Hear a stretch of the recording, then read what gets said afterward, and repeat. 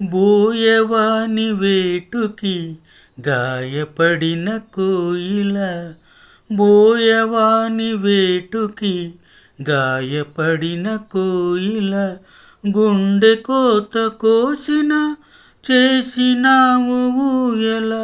బోయవాని వేటుకి గాయపడిన కోయిల, తోడులేని నీడలేని గూడులోకి వచ్చింది, ఆడతోడు ఉంటానని మూడు ముళ్ళు వేయమంది.